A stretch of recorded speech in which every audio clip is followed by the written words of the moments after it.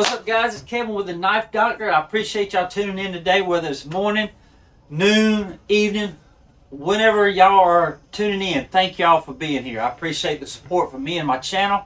But this past weekend on Saturday, September the 16th, I went to one of my favorite places to look for knives at Smiley's Flea Market in Macon, Georgia. I met up with an old friend of mine that I used to work with. He really has taught me a lot about knives. I used to love knives before I met him, but he brought on a whole new world of knives, and I am so thankful that I've met him and he's part of my life now. He made me two sheaths, two sheaths. One for one of the knives that I already repaired. It was a broke tip Schrade fixed blade of $491. Showing you that knife in this video. And also I found another fixed blade knife, an old classic that's possibly 100 years old. Somebody already tried to make it usable again, which you can use it, but I'm gonna redo the handles on it and redo the blade. But if this is y'all's first time here, what I like to do, guys, I like to look for knives in need of repair, such as like I look at eBay, I look at pawn shops, estate sales, yard sales, and flea markets, and knives in need of repair. I like to bring them back and repair them if I can. If I can't, I'll break them down and I use them for spare parts in future repairs of other knives. But I also like to talk about EDC, everyday carry. The gear I talk about will turn a bad day into a good day just because you got them on you. And another thing I like to do is review camping gear. I'll be doing another camping experience the first weekend in November, and that's going to be at the Georgia Bushcraft Gathering in the fall, which is going to be the first weekend in November. So I'm going to be doing some videos up there of the event, and I'm also going to be doing some more gear reviews. So let's get started talking about these knives. And again, guys, thank y'all for tuning in today. Hey guys, these are the knives from here over that I found at Smiley's Flea Market. This is the knife that I redone, but the friend I met up with, he made me these two sheaths. This one here fits like a glove, but I redid this tip. But I'll be going over this knife here in a little bit, and I'm also going to talk about this knife here that I found that somebody put handles on and redid the blade. But I'll be talking about this knife at the end of the video. This is an old knife, possibly 100 years old. But these are the knives here that I found that I'm going to be repairing. This here is a case knife, a peanut, and so in 1970, guys, the case started a dot system. In 1970, it started with 10 dots. In 1979, it only had 1 dot. 1975 had 5 dots. They take a dot away for every year that passes. This is the knife I always take knife hunting, guys. It has a magnifying glass that you can read the bottom. See, on the USA, there's 2 dots right there. That means it's in 1978 by that S there. That's a regular S. Now, if that S looked like a lightning bolt, it'd be in the 80s. But it's a regular case, XX USA with 2 dots. That's a 1978. So what I'm going to plan to do with this knife, I mainly bought it for that shield right here, because these are hard to find. Because I have another case knife I'm going to be making handles for here real soon. But see, this blade is still good. Like, I could use this if I find another peanut case with a broke blade. I can use this blade. Broke springs, I can take them springs out. There's so much you can do with this little knife here. I only gave $5 for it, but it's well worth the parts that I'll be able to use for. Now this one here is very interesting. I only bought it, like, it's in good shape. It just needs to be cleaned up. But see, this one here is a Camillus, and according to this shield, see how that is, the long line up under the Camillus. It's from 1960s and the 1970s is when they use that stamp. But this here, as you can tell, it's got a advertisement on it. It says, I don't know if you can read that, but it's Atlanta Gordy tire company, Atlanta, Georgia. And Atlanta, at that time, only had 4 digits as a phone number. So I'm thinking early 60s to 1970 at least on this knife. But that's a cool little knife. But it is a Camillus, and this is going to clean up like a top. The blades are in great shape. I mean, they don't even look like they've been used much. And I guarantee you, once these springs get a little bit of oil and get all this rust off, it's going to be a great knife to just have in your collection. Now this one here is a Boker USA. Boker USA. But that's a good little knife. And I tell you what, I'm probably going to do the handles on this thing. Redo it and clean it up, because the blades are in good shape. The bolsters are in good shape. The springs ain't broke. See, I can't even get that blade open right here. But it looks like it's in good shape. I can pry it open. But I'm going to clean this up, make new handles for it. And I'm even going to save that the shield here. I'm going to try to put that back into the handles that I make. If I can't do that, I'm going to keep that, because I find so many of these that the shield has come undone, has been lost. So that's a good little shield to have when you are collecting knives, when you come across a Boker. And a lot of them, I say about 30 to 40% of them that I find, that shield is gone. So it's a good little knife to have. Now this one here is a Camillus. It's got that long line under the Camillus name. That means from 1960s and 1970s when they use that stamp. But this here, it's got a broke tip here. It's got a little curve, so I'm going to be redoing that whole blade here. I might leave a good part of this and just give it a good little edge on it. But I am going to fix that tip. But as you can tell, it's got a good snap. These blades ain't even hardly been used. And I did give $10 for this knife. But it's in great shape overall, except for that blade. Now this one here is like when I find knives with this kind of blade, I'll show you the blade in 1 second.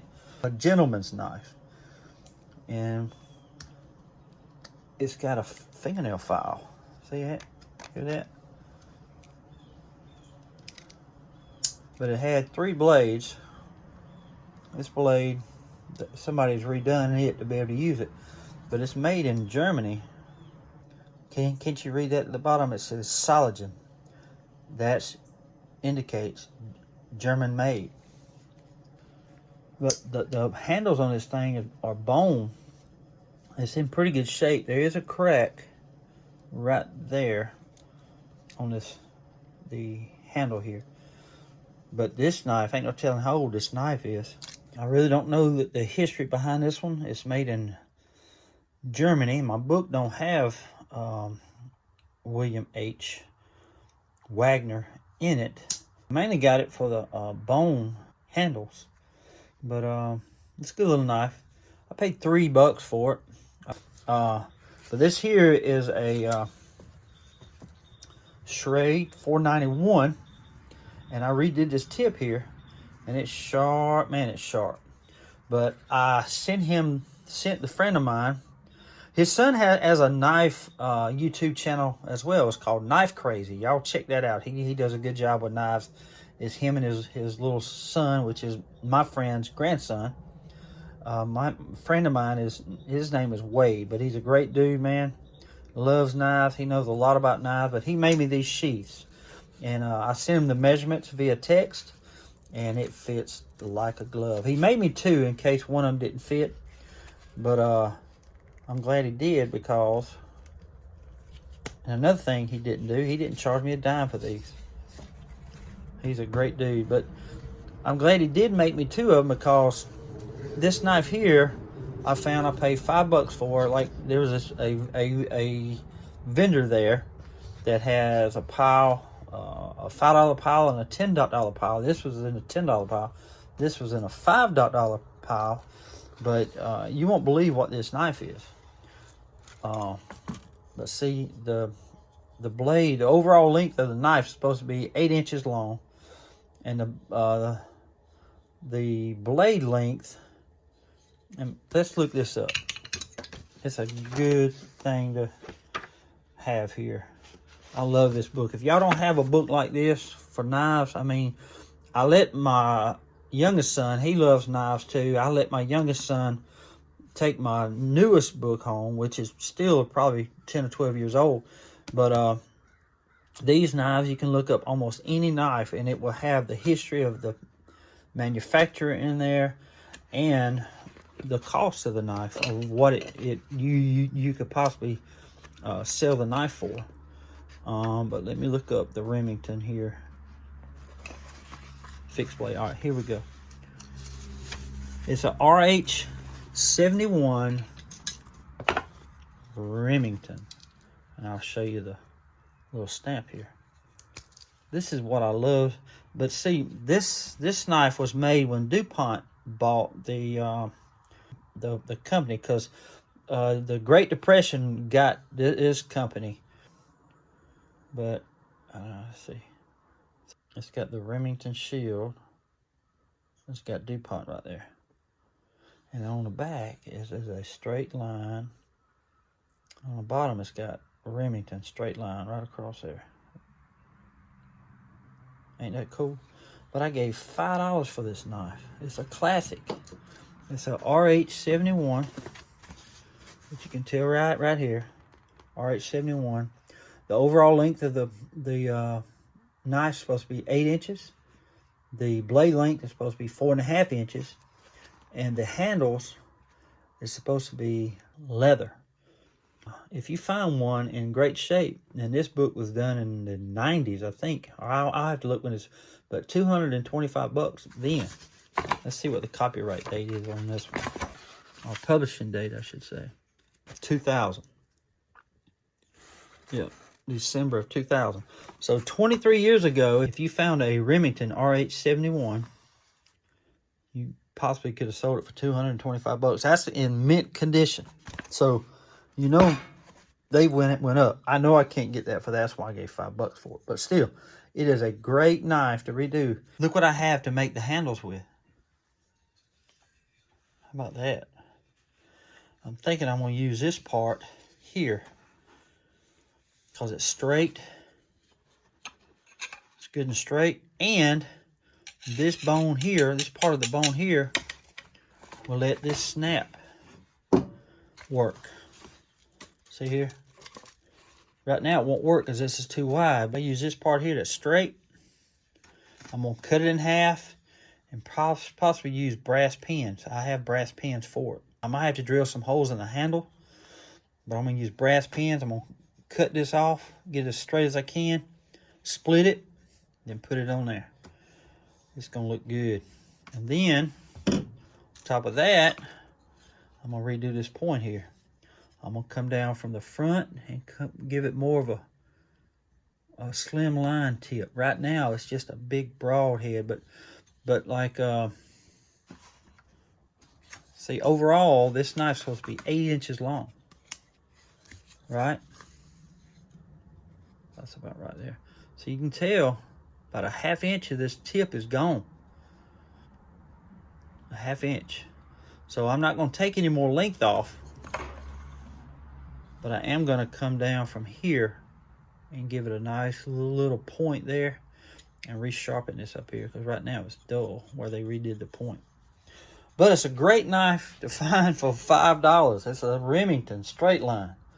And I have a brand new sheath that my buddy Wade made for me. It fits. It's going to fit like a glove. I'm actually going to take this knife to the my next camping experience. It's going to be in Watkinsville, Georgia. It'll be at the Georgia Bushcraft Fall Gathering. at first weekend of November. Can't wait to go. I love to go looking for knives, especially the ones I can redo. It's the hunt that I enjoy the most. I love repairing them, but it's just that hunt. It's just like that Remington knife I found for $5. I know that I can give it new life, and I'm going to take that to the camping experience in November that I do with it. I'm going to use it in the field, and when I get back, it's going to go right into my collection. Every knife that I redo, I always carry it for a week or two, or use it somehow, and then I'll put them in my collection. It's just what I do. I love to do it. But thank you again, guys, for tuning in today. If you hadn't hit that subscribe button, please do so, and hit that bell, and you'll be notified every time I put out a new video. I'm doing it 1 to 3 videos every week, trying to build them up. And if you like the content of the video, just give me a thumbs up. It sure helps me out.